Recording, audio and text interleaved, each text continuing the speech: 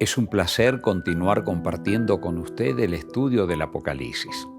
Como siempre, recordando las primeras palabras del mismo, las revelaciones de Jesucristo. Fue Jesucristo, a través del ángel Gabriel, que inspira al apóstol Juan a través de visiones para mostrarle realmente cómo se iba a ir desarrollando la historia y cómo tristemente Satanás, a través de diferentes potencias religiosas, por supuesto, iba a atacar al pueblo de Dios. Nunca fueron los poderes políticos los que atacaron al pueblo de Dios. Fueron las falsas religiones, pero lógicamente tomando también al poder civil para armarse de él, para perseguir y dar muerte a los hijos de Dios. Acá estamos estudiando la bestia de Apocalipsis 13, ya hemos visto en el tema anterior la introducción del mismo. Vamos a recordar los primeros versículos. Dice: me paré sobre la arena del mar y vi subir del mar una bestia que tenía 7 cabezas y 10 cuernos, y en su cuerno 10 diademas y sobre sus cabezas un nombre blasfemo. Y la bestia que vi era semejante a un leopardo, sus pies como de oso, su boca como boca de león, y el dragón le dio su poder, su trono y grande autoridad. Al analizar por qué Dios presenta esta bestia híbrida, hemos visto la primera parte, por qué parece como un leopardo. Hemos visto que está simbolizando que este poder, que lógicamente estamos analizando y viendo que es la iglesia cuando se corrompió en Roma, el poder que está representando el leopardo hemos analizado que se refiere a Grecia, según Daniel 7. ¿Pero qué viene de Grecia? La filosofía. Y hemos visto que lo que más estudian justamente los sacerdotes católicos es filosofía. Y en las Biblias que ellos hacen comentario, desde el mismo Génesis, tristemente están mezclando evolución con creación, a lo que no puede ser. Jesús, los profetas, los apóstoles, todo corroboran la literalidad de Génesis, nada de evolución. Así que prácticamente ahí tenemos uno de los perfiles, pero dice que también tenía pies de oso. ¿A quién representaba el oso en el capítulo 7? Amigos, yo les recuerdo, en el estudio de las profecías tenemos que ver cómo nuestro Padre nos reveló con detalle. Por eso el capítulo 7 de Daniel hay que estudiarlo. Eso está filmado en Orientación Profética con Antonio Aro. Ustedes busquen, son como 5 o 6 temas solo para explicar el capítulo 7. Y allí cuando se habla del cuerno pequeño, se está hablando de esta misma potencia que estamos analizando en el capítulo 13. Entonces dice pies de oso, ¿por qué? Porque cuando nosotros vamos a estudiar cómo era el reino de Medio y de Persia, tenían leyes que no podían ser abolidas o abrogadas. Nadie se podía oponer a esas leyes y el que se oponía era hombre muerto. Vamos a leer algunos pasajes que nos ilustran esto. Allí en el mismo libro de Daniel, nosotros nos encontramos con el capítulo 6 del libro del profeta Daniel y leemos allí las siguientes declaraciones acerca de cómo se movía el rey de Medo y de Persia. Por ejemplo, en el versículo 6 en adelante leemos: entonces estos gobernadores y sátrapas se juntaron delante del rey y le dijeron así: Rey Darío, para siempre vive. Todos los gobernadores del reino, magistrados, sátrapas, príncipes y capitanes han acordado por consejo que promulguéis un edicto real y lo confirméis, que cualquiera que en el espacio de 30 días demande petición de cualquier dios u hombre fuera de ti, oh rey, sea echado en el foso de los leones. Mire, o sea, el rey era representado como un dios y cualquiera que pida otro dios que no sea a ti, oh rey. Estos hombres estaban tramando algo contra Daniel, porque lo habían visto que Daniel iba a orar al Dios de los cielos y Daniel lo siguió diciendo. Entonces ellos ahora, como lo ven a Daniel, querían acusarlo de alguna manera y van al rey y le dicen: hemos visto un hombre que está pidiendo, es Daniel. Como Daniel ocupaba un cargo alto y ellos lo envidiaban, entonces querían destruirlo a Daniel y lo habían hecho firmar el edicto al rey. El versículo 8 dice: ahora, oh rey, confirma el edicto y fírmalo para que no pueda ser revocado, conforme a la ley de Medo de Persia, la cual no puede ser abrogada. Y el rey lo afirmó.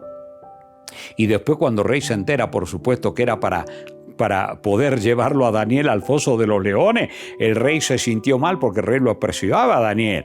Pero como él había firmado la ley, tenía que cumplirla nomás. El verso 14 y 15 dice: cuando el rey oyó el asunto, le pesó en gran manera y resolvió librar a Daniel, y hasta la puesta de sol trabajó para librarle. Pero aquellos hombres rodearon al rey y le dijeron: sepa, oh rey, que es ley de Media y de Persia, que ningún edicto, ¿verdad?, u ordenanza que el rey confirme puede ser abolida o abrogada. Mis amados queridos, cuando nosotros estudiamos la historia, desde el 538 al 1798, los 1260 años de opresión que hubo del sistema católico romano, la Biblia es bien clara y la historia va mostrando la confirmación de todo esto. Los reyes de la tierra tenían que estar sometidos al obispo de Roma, y el que no lo hacía era hombre condenado. Y todas las personas que no obedecían lo que decía Roma, o te retracta o te matamos. Y así es que llevaban a la hoguera, al cadalso, a la espada del verdugo. Fue terrible el gran periodo que hubo en todo ese periodo histórico. Millones y millones de personas murieron, ¿verdad?, por no querer someterse, ¿verdad?, a las leyes del Imperio Romano, en este caso religioso. Así que, mis amigos, fíjense en cómo Dios ilustra a través de esta bestia, esta potencia. ¿Y por qué dice que tenía boca de león?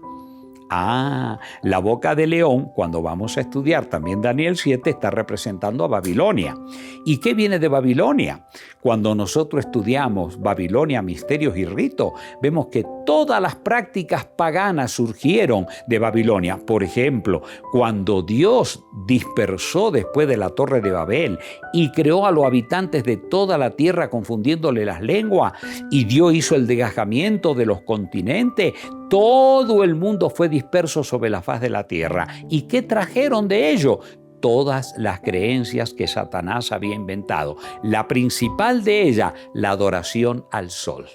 Toda persona sabe que en todo el mundo, todas las naciones antiguamente en gran escala adoraban al dios sol. Así que prácticamente esa es una de las prácticas. Ahora dirán, ¿y qué tiene que ver eso en la fe cristiana? Porque Dios desde la creación apartó un día para adorarle a Él, para que Él lo santifique ese día, que era el santo sábado, el séptimo día. Pero Satanás va a hacer todo lo opuesto a Dios. Él dijo, no, el primero, que es lo que se llegó a llamar domingo. Por eso cuando la iglesia se corrompe en Roma, eso hemos visto cuando hemos estudiado a las 7 iglesias, la iglesia de Pérgamo y Esmirna, ahí se corrompe toda la fe. Entonces ellos tomaron solo el hecho de que Jesús resucitó el domingo, primer día de la semana, lo que ellos llaman domingo. Eso recién le puso la Iglesia Católica nombre domingo. La palabra domingo viene de Dominicus, día del Señor, le pusieron eso ellos. Y entonces Satanás llenó la tierra prácticamente con ese engaño. No solo con ese, otro de los terribles engaños, que los muertos siguen vivos en otra dimensión. En el mismo Edén, Dios le dijo a Adán, el día que coma vas a morir. Satanás le dice a la serpiente, camuflado a través de ella en la primera sesión espiritista, no moriréis. O sea que prácticamente él se encargó de crear toda la idea que los muertos, si son buenitos, van a una dimensión cósmica divina, o si son malitos, van a quemarse en un infierno de fuego por la eternidad. Todo eso lo hizo el diablo. Y mucha gente, para corroborar todo eso, toman algunos pasajes bíblicos, pero aislados del contexto, que no está enseñando desde luego ese error, pero lo toman, ¿verdad? Por ejemplo, para hablar del infierno, toman 3 pasajes bíblicos que están aislados los uno del otro.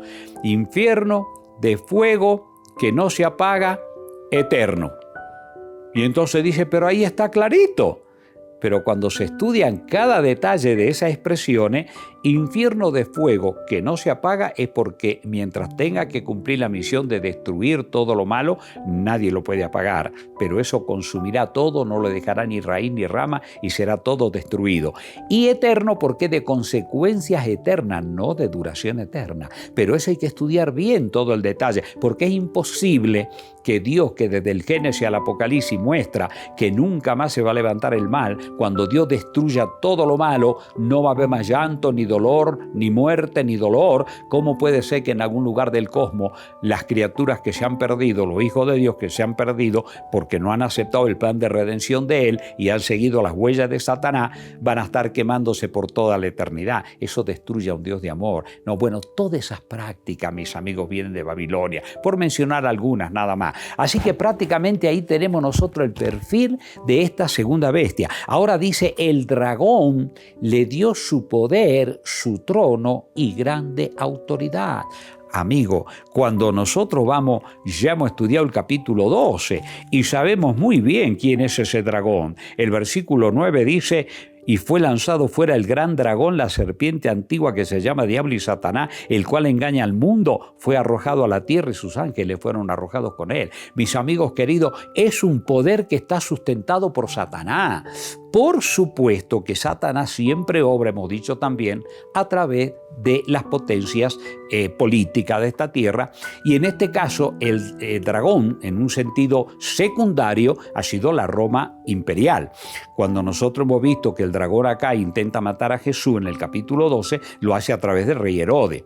Pero también acá, en el capítulo 13, Satanás, manejando a la Roma imperial primero, persiguiendo a los cristianos, finalmente le da también el trono a la Roma religiosa. Ahora escuchen bien, ¿ustedes saben cómo se elegían a los césares romanos cuando moría un césar romano?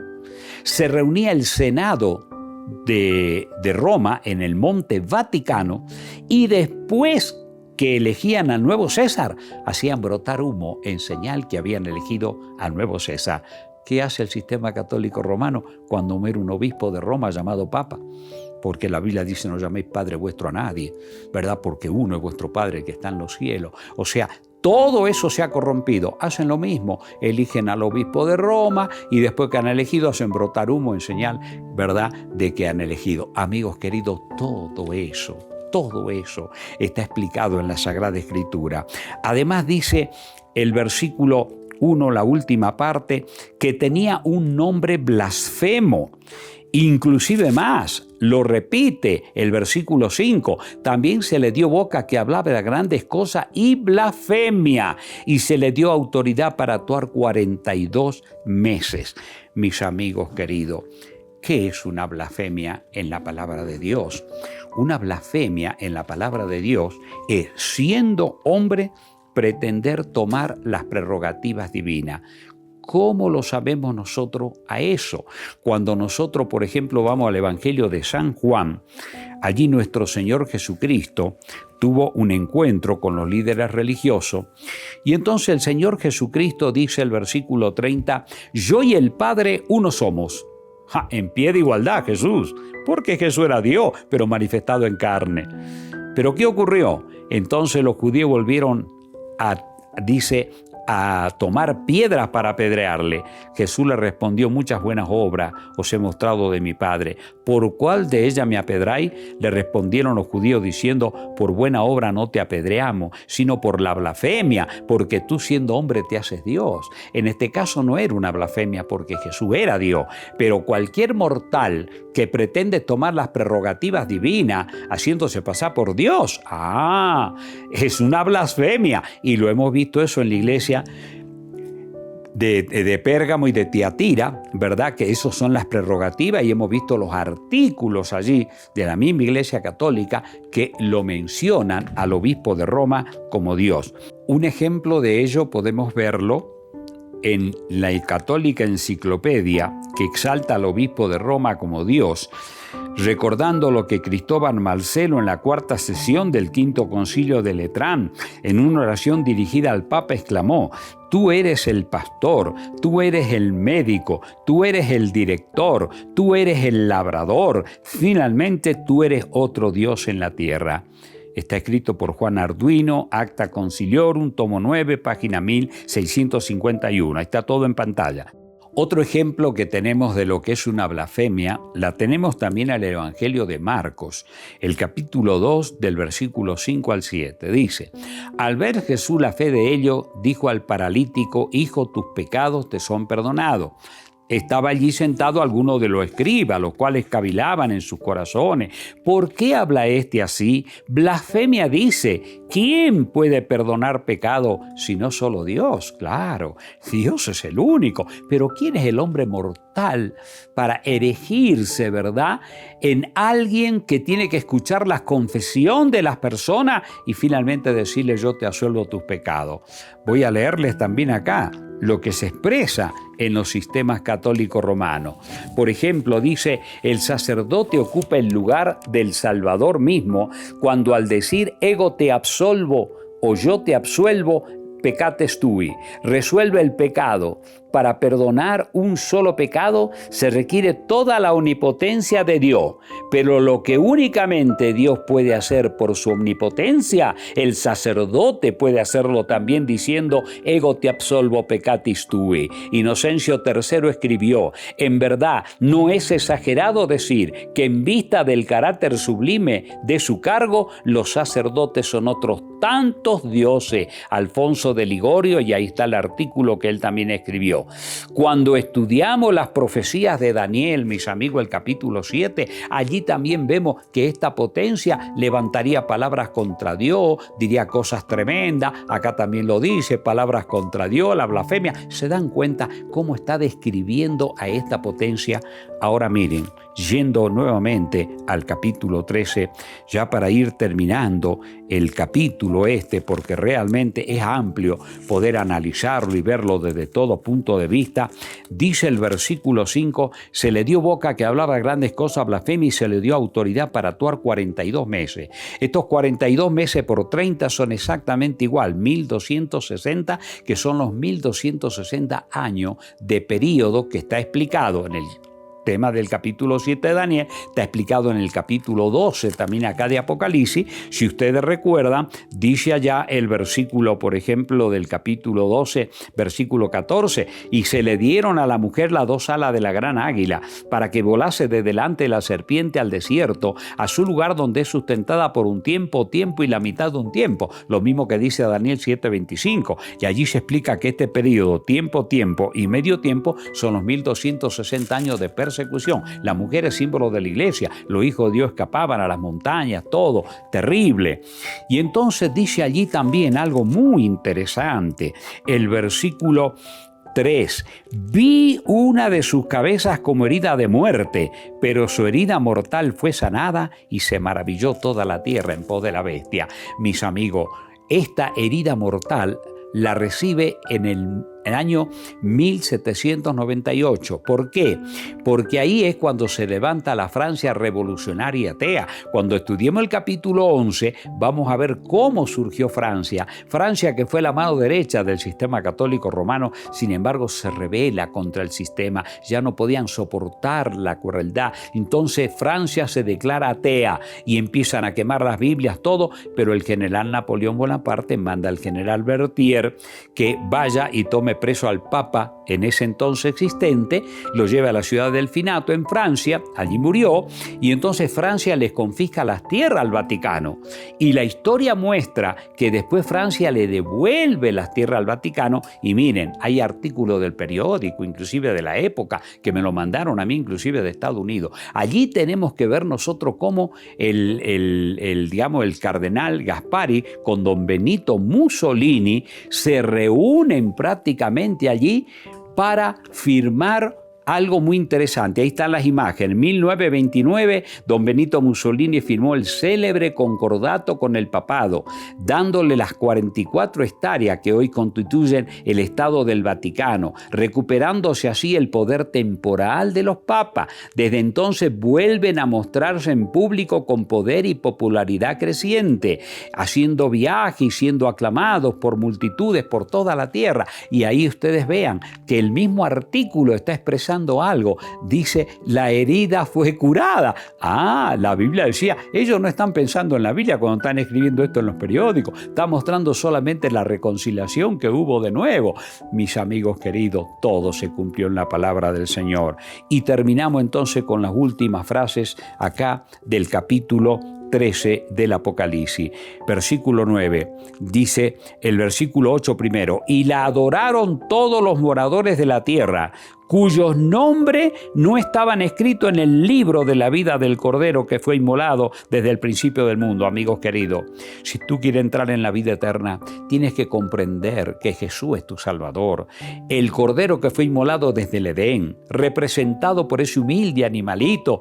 Cuando Jesús aparece en el escenario histórico, el apóstol Juan y Juan el Bautista expresa y dice: he ahí el Cordero de Dios que quita el pecado del mundo. Y nuestros nombres se escriben en el libro de la vida cuando reconocemos que Jesús es nuestro Salvador y vivimos para gloria de Él y respetamos el glorioso plan tal como está en las Escrituras. Porque todo esto que estamos viendo es la gran apostasía religiosa que ha llenado la tierra de confusión y de engaño y de idolatría, anulando inclusive los 2 mandamientos más grandes que Dios escribió con su propia mano. El segundo mandamiento, que dice: no te harás imagen, ni ninguna semejanza de lo que está en el cielo, en la tierra, ni en las aguas debajo de la tierra. No te inclinarás a ella, no te postrarás, porque yo soy tu Dios fuerte, celoso, que visito la maldad de los padres sobre los hijos hasta la 3ª, 4ª generación, y hago misericordia a millares de los que aman y guardan mis mandamientos. Allí en Éxodo 20 está bien claro ese mandamiento.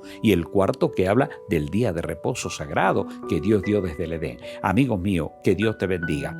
Que al ver a esta primera bestia te prepares para que en el próximo tema empezamos a ver la segunda bestia que aparece allí y la potencia que aparecería en la última fase de la historia de este mundo, ya antes que venga el fin y Jesús retorne en gloria y majestad.